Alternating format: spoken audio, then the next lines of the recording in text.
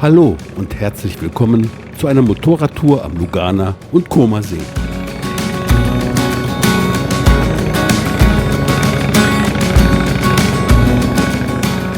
Der blaue Himmel über dem Lago di Lugano verheißt einen schönen Tag im Sattel unseres Motorrads. Wir müssen zunächst am Ufer entlang bis zur gegenüberliegenden Seite fahren, wo Mocote, unser erstes Tagesziel, wartet.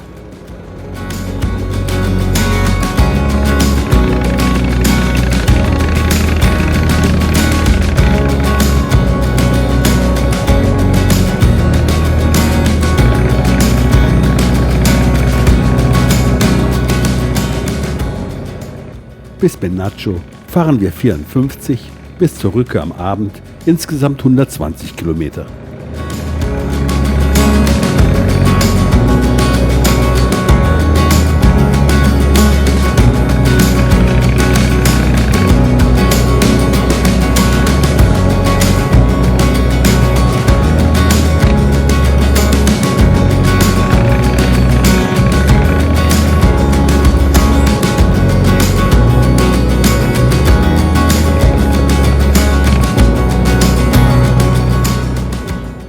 Wir folgen der geschwungenen Uferstraße, die sich dicht an die Felsen schmiegt.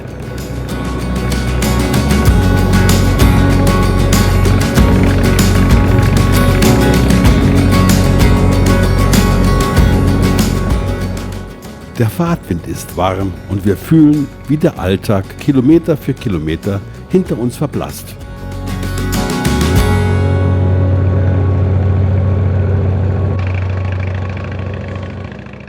Wir nähern uns Ponte Tresa, der italienisch-schweizerischen Stadt, wo die sonntägliche Gelassenheit auch an der Grenze zu spüren ist.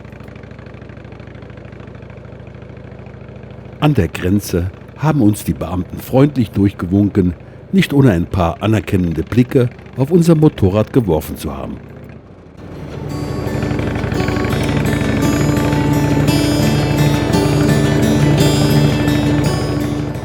Nach ein paar Kilometern fahren wir wieder in südliche Richtung und bemerken unmittelbar, dass die Schweizer Seite etwas moderner daherkommt.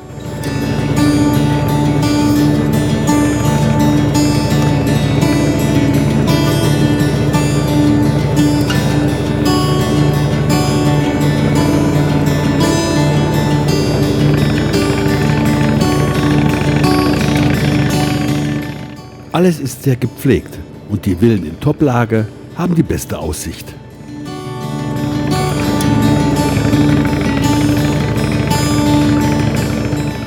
Der Luganer See hat eine Fläche von ungefähr 50 Quadratkilometern und rund 70 Kilometer kann man am Ufer entlang fahren.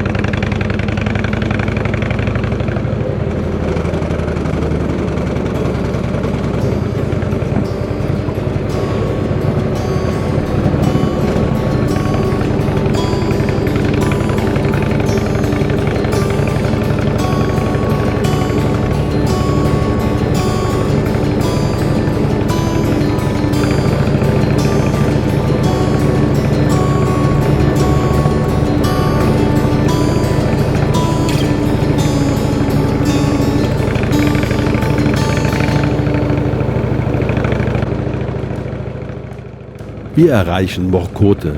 Das Dorf wirkt wie aus einem schönen Traum. Die alten Steinhäuser, die lange Uferpromenade, die Blumen, alles spiegelt sich im ruhigen Wasser. Der ehemalige Handelsort mit seiner traumhaften Lage wird von einer Renaissancekirche und einer Burgruine überragt.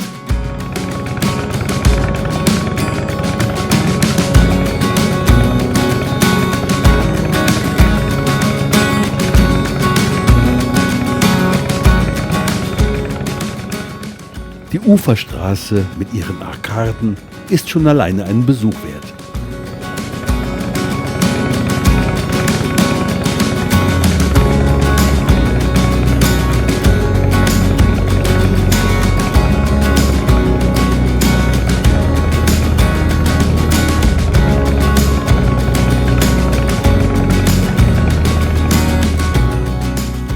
Nachdem wir das Motorrad im Schatten eines Feigenbaumes abgestellt haben, streifen wir noch durch den Urlaubsort mit dem Gefühl, als würde die Zeit langsamer laufen.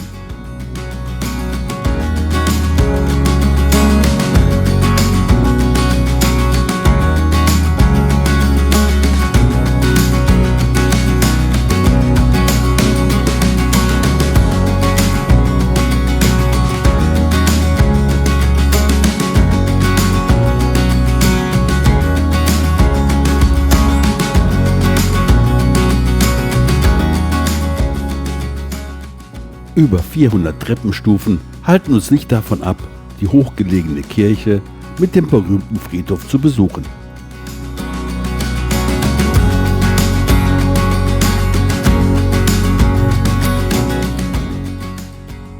Die Verblichenen scheinen im Paradies angekommen zu sein.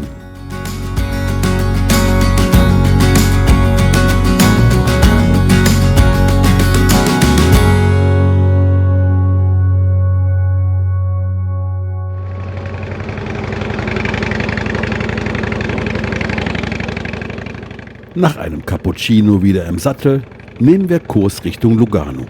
Die Straße ist belebter, aber der See bleibt unser stetiger Begleiter. Kurz vor Lugano öffnet sich der Blick auf die beiden Hausberge, San Salvatore und Bre, die markant die Silhouette der Stadt prägen.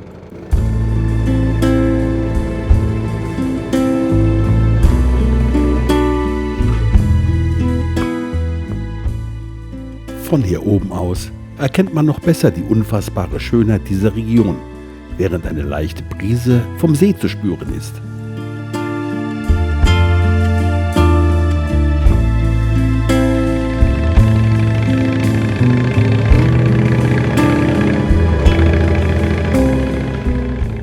Es ist kein Wunder, dass sich Zweitwohnsitzer an der Uferpromenade den Platz streitig machen.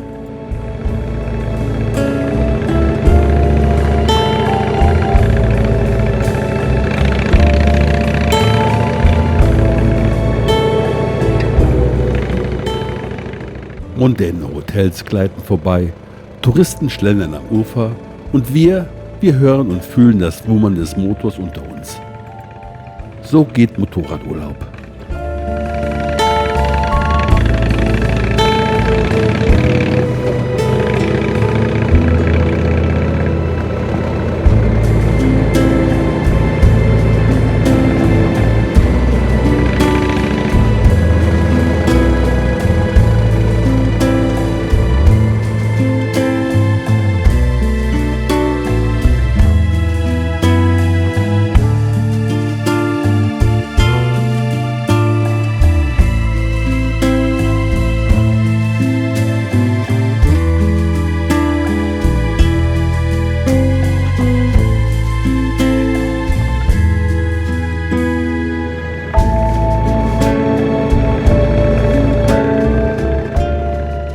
Gegen Mittag fahren wir weiter nach Norden, wo uns einer der schönsten Abschnitte des Sees erwartet.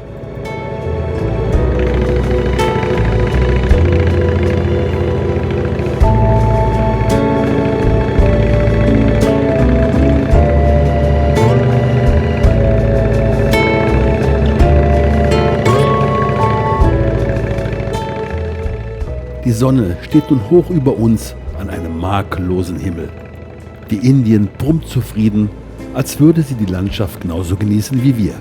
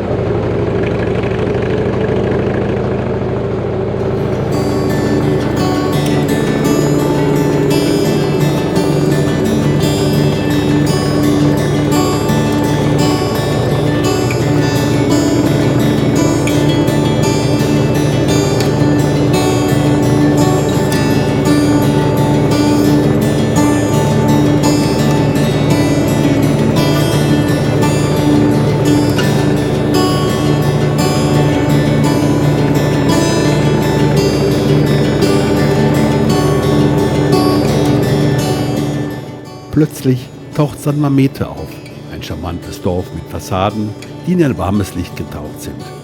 Die engen Gassen verstärken den Klang des Motors, ohne dass jemand sich daran stören würde.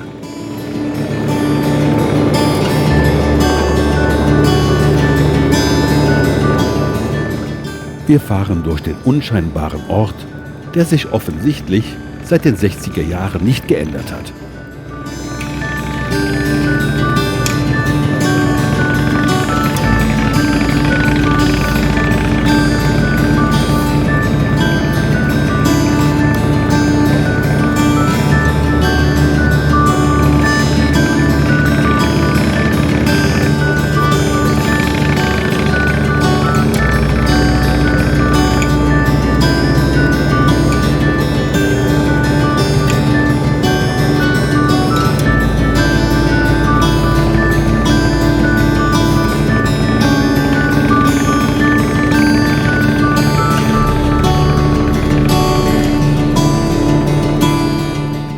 Nachdem Mamete im Rückspiegel langsam verschwindet, öffnen sich wieder herrliche Ausblicke auf den See, der ruhig und gelassen in der Sonne liegt.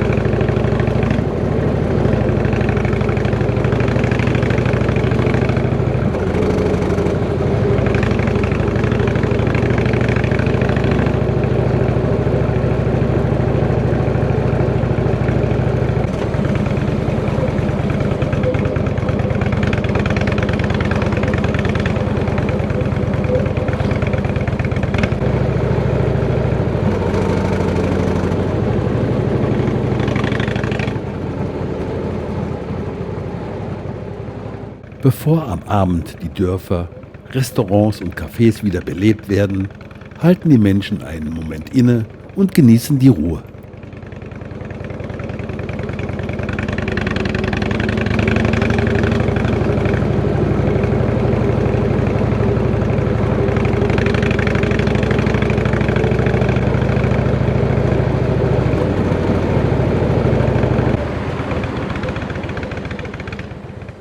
Nach einem Tunnel öffnet sich plötzlich der Blick auf Porlezza, das am nördlichsten Ende des Luganer Sees liegt.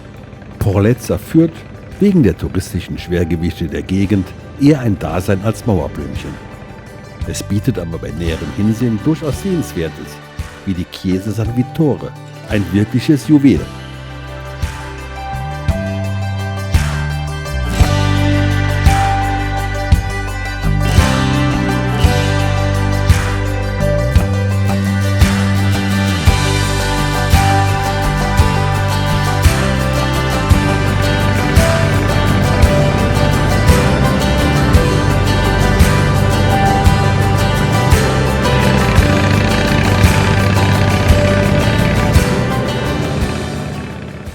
Kurz hinter Porlezza wird die Straße wieder schmaler und führt durch Kastanienwälder bis nach Cardano, das auf einem Bergrücken liegt.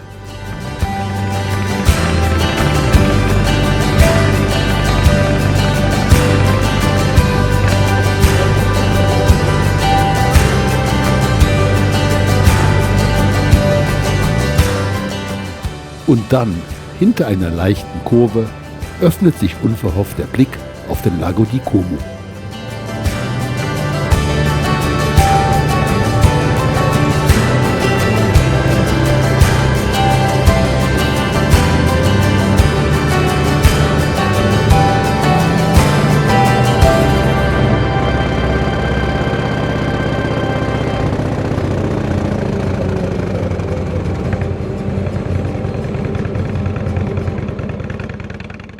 Gut ausgebaute Serpentinen führen direkt hinunter nach Menaggio, das wie ein Juwel am Ufer liegt.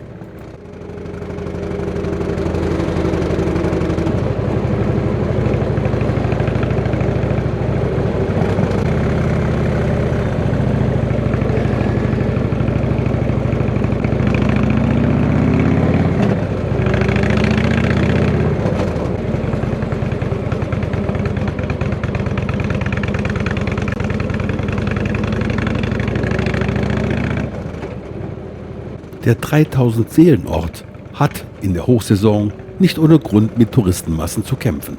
Jetzt, Ende August, ist es schon deutlich entspannter und wir wollen direkt zur eleganten Seepromenade, um dort am Zentrum einen freien Parkplatz zu ergattern.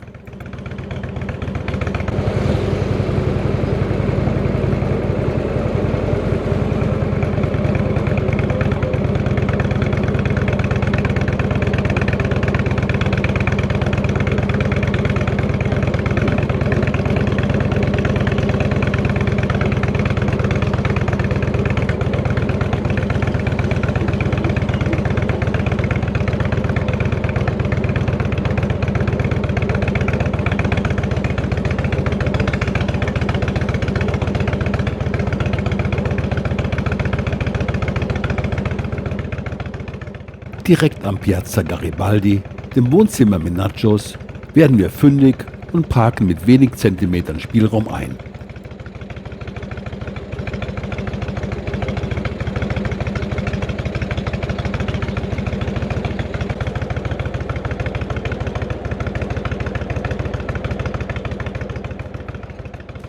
Wie man erkennt, kann der verfügbare Raum nur durch Einweisung, verbunden mit höchster Präzision, genutzt werden.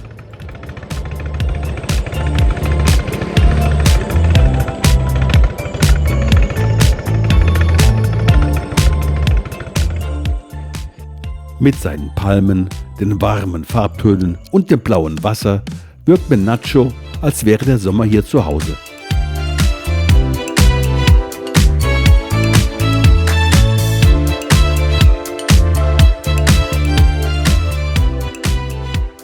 Bei einem Spaziergang an der wunderbaren Seepromenade kann man den Hauch von Luxus und Dolce Vita gratis genießen.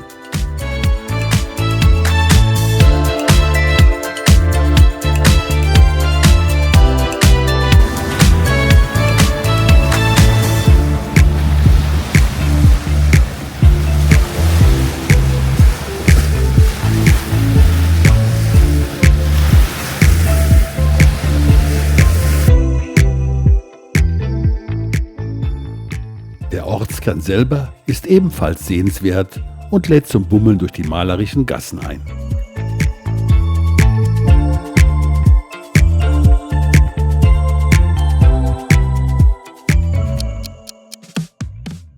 Wir nehmen die entspannte Stimmung in uns auf, eine Erinnerung, die noch lange bleiben wird.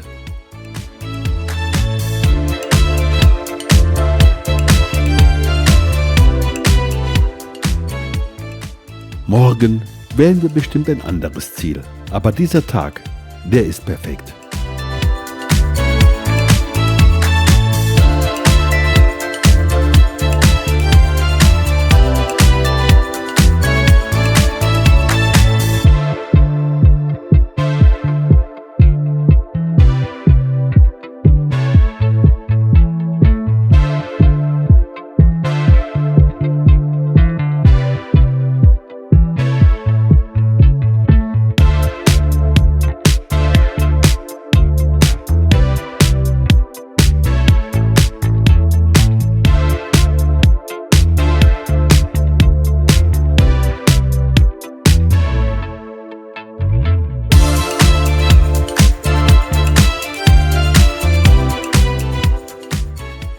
Hat es euch gefallen? Dann lasst doch bitte einen Kommentar, ein Like oder ein Abonnement da. Macht es gut und bis zum nächsten Mal.